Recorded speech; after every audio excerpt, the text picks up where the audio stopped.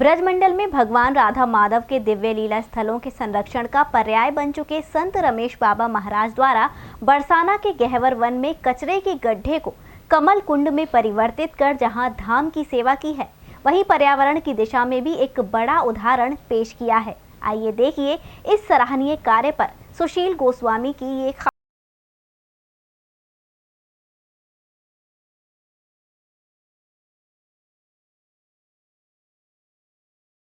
भगवान श्री राधा माधव की ये लीला भूमि ब्रजमंडल हजारों वर्ष पूर्व भगवान की हुई लीलाओं का साक्षी है और आज भी यहाँ का कण कण भगवान की उन मधुर लीलाओं की स्मृति को ताज़ा करता है। तभी प्रति वर्ष लाखों श्रद्धालु इस ब्रजमंडल में आते हैं और यहाँ स्थित भगवान के सभी लीला स्थल, वो कुंड, सरोवर, वन, उपवन, पर्वत, यमुना जी, उनका दर्शन करते हैं और उनके दर्शन करते ही उनके मन में भगवान की लीलाओं के प्रति स्वतः ही अनुराग प्रकट हो जाता है और अंदर से भगवान की भक्ति की धाराएं फूट पड़ती हैं। इसीलिए ब्रजमंडल के इन स्थलों के दर्शन करने के लिए आज भी लोग लालायित।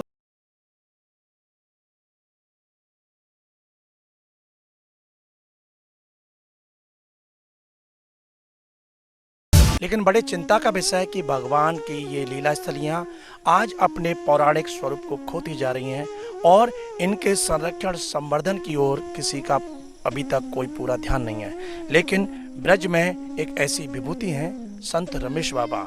रमेश बाबा को उनकी ब्रज के प्रति आस्था और गौ माता की सेवा के लिए भारत सरकार ने उन्हें पद्मश्री के सम्मान से नवाजा है। तो वो रमेश बाबा ब्रज के इन सभी कुंड, सरोवर, वन, उपवन को संरक्षित करने के लिए पिछले 6 दशक से लगे हुए हैं और उन्हीं रमेश बाबा ने आज अपने बरसाना में स्थित गहवर वन, जो कि राधा माधव के द्वारा खुद उनके हाथों से पल्लवित ये वन है, और इस वन के भीतर आप देख रहे हैं इस कमल कुंड की स्थापना की है।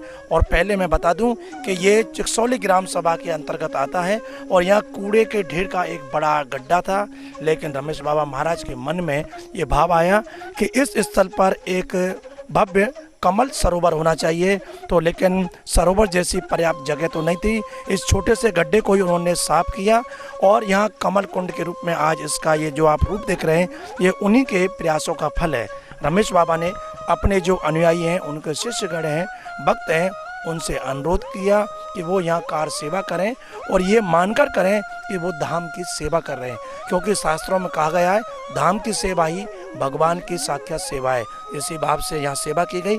तो आप देख रहे हैं कि ये सरोवर अब एक सुंदर कमल के पुष्पों से एक आच्छादित हो गया है और आज लोग यहाँ दर्शन करते हैं इस सरोवर के। वहीं इस सरोवर के जो पुष्प हैं वो बरसाना का श्री जी मंदिर है, नंदगाम का नंद बाबा मंदिर है, रस मंदिर, मान मंदिर आदि प्रमुख मंदिरों में भी भगवान के श्री चरणों में अर्पित करने के लिए कमल के पुष्प वहाँ पहुँचाए जा रहे हैं।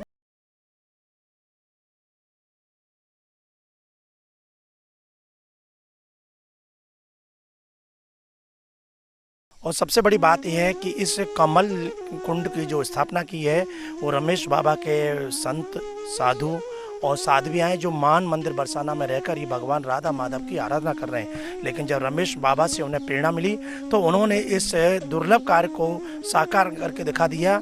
आइए उनसे बात करते हैं कि किस तरह से उन्होंने परिश्रम करने के बाद किन कठिनाइयों का सामना करने पर और आज इसको इस स्वरूप में लाया है। तो आइए उनसे बात करते हैं। हमारे साथ मौजूद हैं मान मंदिर के ही संत ब्रज किशोर दास, जिनके अथक प्रयासों से, और हालांकि प्रयास में तो तमाम मान मंदिर के सैकड़ों लोग इसमें जुटे हैं, जिसमें गुरुकुल के बच्चे भी हैं, साध्वियाँ भी हैं, साधु भी हैं, लेकिन उसका जो नेतृत्व किया वो ब्रज किशोर दास महाराज ने किया। तो आइए उनसे खुद आपको मिलवाते हैं कि क्या कहते हैं इस सरोवर को स्थापित करने के बाद उनके मन में क्या भाव है।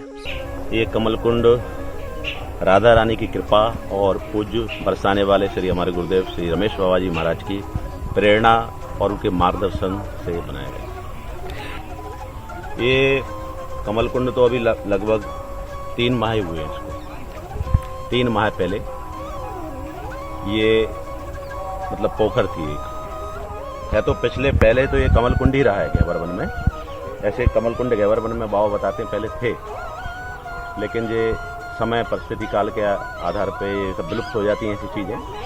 तो बाबा महाराज का संकल्प है कि और बाबा चाहते हैं कि ब्रज जो पहले ब्रज था हरा भरा, वैसा ही ब्रज होना चाहिए, चारों ओर हरियाली हो, कमल कुंड हो।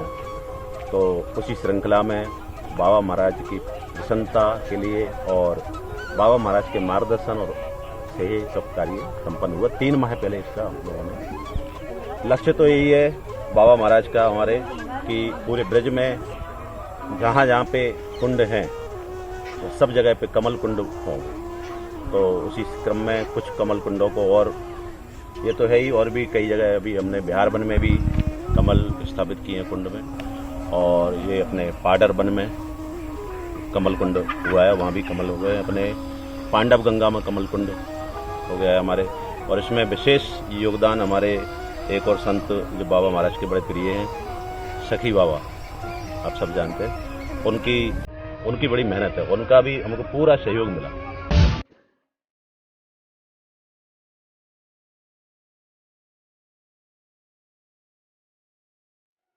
संत ब्रजकिशोर दास ने जो कहा आपने सुना कि उन्होंने बताया रमेश बाबा के मन में कैसे ये भाव जागृत हुआ।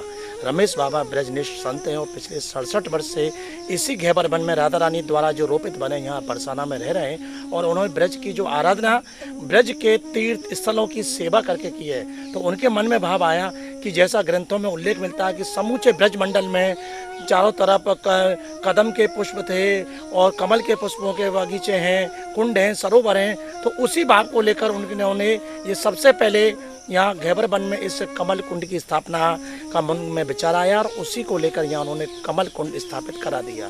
और आज इसको देख रहे हैं कि जैसे संतों ने इसमें सहभागिता की है, ऐसे मान मंदिर की जो साधवियाँ हैं उनका भी उसमें विशेष सहयोग रहा है। तो आप देखें हमारे साथ मौजूद हैं इसी जो कुंड में, उनके भी एक विशेष सहयोग रहा है ब्रज वाला, जो मान मंदिर के ही गुरुकुल में रहती हैं और साधवी हैं, और उन्होंने भी अथक प्रयास किया, मेहनत की है। तो आइए उनसे जानते हैं, क्योंकि बिना महिलाओं के सहयोग के कोई कार्य अपनी पूर्णता की ओर नहीं पहुंचता है। तो इस कुंड में उनका भी विशेष सहयोग रहा है। तो आइए जानते हैं क्या कहती हैं ब्रजबाला इस कमल कुंड के स्थापना को लेकर।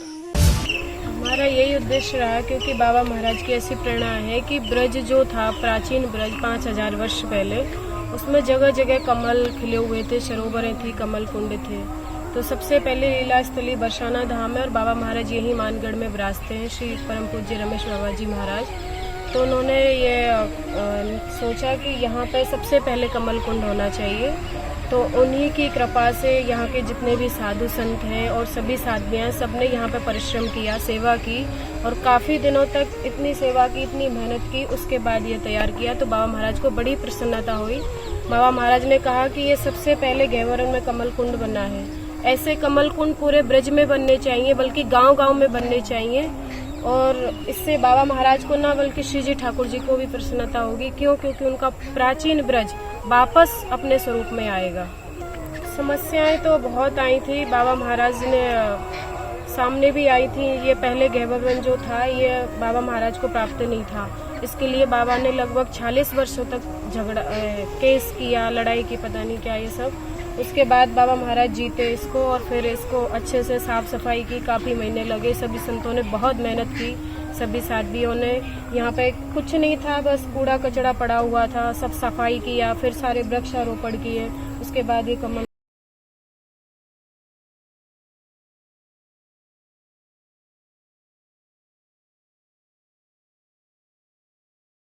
संत जब ठान लेते हैं तो वो अपने उस संकल्प को पूरा करके ही दम लेते हैं, और आखिर करें भी क्यों ना, उन्हें अपने संकल्प को पूरा करने में भगवान की कृपा पर पूरा भरोसा होता है और वो हर कार्य भगवान के लिए ही करते हैं। ऐसा ही संत रमेश बाबा ने जो ये संकल्प लिया है कि ब्रज मंडल में, जैसा कि ब्रजकिशोर दास और ब्रजबाला ने बताया कि रमेश बाबा की इच्छा है कि ब्रज के गांव-गांव में कमल कुंड स्थापित हों, और इसकी शुरुआत उन्होंने अपने घेबर वन से की है और घेबर वन में उनका जो प्रयोग है वो सफल रहा। और आप देख रहे हैं किस तरह से कमल के पुष्प और अपने जो गोल आकार के कमल के पत्ते हैं उनके बीच कैसे सुशोभित हो रहे हैं। तो यहाँ आने वाले हर आदमी का मन इस ओर खिंचा जा रहा है। तो आप कल्पना कीजिए कि यदि ब्रज के हर गांव-गांव में ऐसे कुंड स्थापित हो जाएंगे तो निश्चित ही द्वापर कालीन जो भगवान कृष्ण के समय की जो दृश्य था ब्रज का, वो फिर से दिखने लगेगा। और इसी संकल्प को लेकर रमेश बाबा आगे बढ़ रहे हैं और उनके जो सहयोगी हैं इस वक्त जो मान मंदिर सेवा संस्थान के कार्यकारी अध्यक्ष राधाकांत शास्त्री, जो बाबा के संकल्प हैं उनको पूरा करने की वो कमान वही संभालते हैं। चाहे वो ब्रज के पर्वतों की रक्षा का आंदोलन हो या यमुना जी की स्वच्छता का, ब्रज के कुंड सरोवरों के पुनर्निर्माण का, इन सब में सबसे आगे जो अगर नाम आता है तो मान मंदिर के राधाकांत शास्त्री और सुनील सिंह का नाम आता है। तो आइए हम राधाकांत शास्त्री से ही आपको मिलवाते हैं और बात कराते हैं कि इस कमल कुंड की स्थापना को लेकर उनके मन में क्या विचार है, क्या उत्साह है और आगे जो रमेश बाबा का संकल्प है उसको पूरा करने की उन्होंने क्या रणनीति तैयार की है, क्या प्लानिंग है। क्योंकि ये सब कार्य वो जन सहयोग से करते हैं, न कि सरकार की किसी मदद से।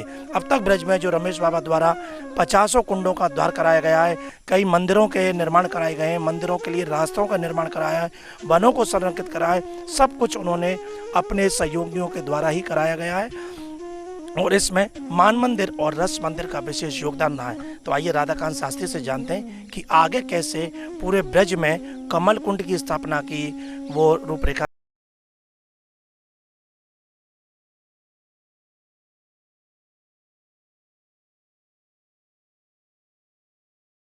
राधे राधे। हम लोग खड़े हुए हैं ब्रज की पवित्रतम स्थली गहवर वन में।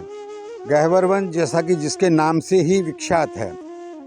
गहवर बड़ा सघन वन किसी समय ये हुआ करता था और इसका लिखा भी गया है, यत्र गहवरकम नाम वनम द्वंद्व मनोहरम नित्य केल विलासेन निर्मतम राधया स्वयं। श्री राधा रानी ने अपने कर कमलों से इस वन को लगाया था, क्योंकि राधा रानी यहाँ के लिए इतना लालायित रहती थी कि इस वन को हम कैसे सजाएं। तो ऐसी लीला स्थली को सजाने के लिए ब्रज के परम विरक्त संत पूज्य श्री रमेश बाबा जी महाराज का भी बड़ा ध्यान रहा और उन्होंने पिछले 20 साल से संघर्ष करते हुए इसको सुरक्षित करवाया, आरक्षित वन घोषित कराया। और इसी गहवर वन में उनकी कल्पना रही कि हम ऐसा कमल सरोवर स्थापित करें ताकि, क्योंकि किशोरी जी को कमल से, पुष्पों से बहुत प्रेम है, तो उन्होंने यहाँ कमल कुंड की कामना की और गहवर वन की सैकड़ों साध्वियाँ संत ने सबने मिलकर के और यहाँ सुसज्जित करके ये कमल सरोवर निर्मित किया है। और फिर बाबा की कल्पना है कि ब्रज के हर गांव में कमल कुंड बनाए जाएं। कई जगह हम लोगों ने कमल लगाए हैं और धीरे धीरे हम देखेंगे कुछ समय में ऐसा समय आ जाएगा कि ब्रज के हर गांव में कमल सरोवर श्रद्धालु देख सकेंगे।